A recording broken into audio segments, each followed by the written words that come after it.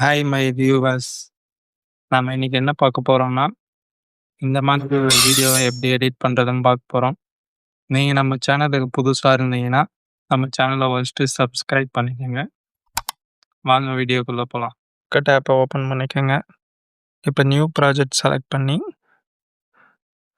லைப்ரரியை select பண்ணுங்க. இதில் ஒரு எம்டி பிளாக் பேக்ரவுண்டை செலக்ட் பண்ணிக்கோங்க.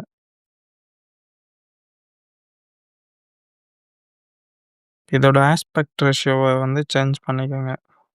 கீழே நிறைய ஆப்ஷன் இருக்கும். அதில் ஆஸ்பெக்ட் ரேஷியோ அப்படின்னு ஒரு ஆப்ஷன் இருக்கும். அதை கிளிக் பண்ணி 9:16 கிளிக் பண்ணிக்கோங்க. இப்போ இதில் நம்ம டெக்ஸ்ட்டை ஆட் பண்ண போகிறோம். டெக்ஸ்ட்டுன்னு ஆப்ஷனை கிளிக் பண்ணிக்கோங்க. ஆட் டெக்ஸ்ட் கொடுத்து என்ன டெக்ஸ்ட் வேணுமோ அதை டைப் பண்ணிக்கோங்க.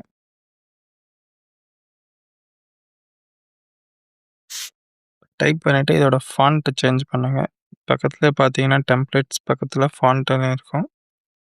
இதில் உங்களுக்கு என்ன ஃபாண்ட்டு தேவையோ அதை சூஸ் பண்ணிக்கோங்க.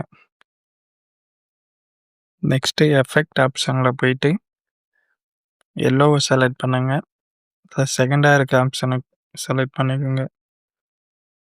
அப்புறம் அனிமேஷன் ஆப்ஷனில் போயிட்டு கோல்டன் டஸ்ட்டை செலக்ட் பண்ணிக்கோங்க. இப்போ பார்த்தீங்கன்னா இந்த ஃபாண்ட் ரெடி ஆயிடுச்சு. சவுண்ட் எஃபெக்ட் ஆட் பண்ணால் நல்லாயிருக்கும். அதுக்கு ஆடியோ ஆப்ஷன் உள்ள போயிட்டு சவுண்ட் எஃபெக்ட்ஸ்னு ஒன்று இருக்கும். அதை கிளிக் பண்ணிக்கோங்க. நைஃப்னு சர்ச் பண்ணுங்கள்.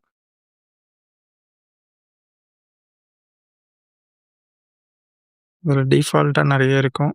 உங்களுக்கு என்ன தேவையோ அதை நீங்கள் பார்த்துக்கலாம். நைஃப்னு சர்ச் பண்ணிவிட்டு ஷார்ப்னிங் நைஃப் இதை செலக்ட் பண்ணிக்கிறேன் நான் இப்போது. வீடியோக்கு ஏற்ற மாதிரி அட்ஜஸ்ட் பண்ணிக்கோங்க.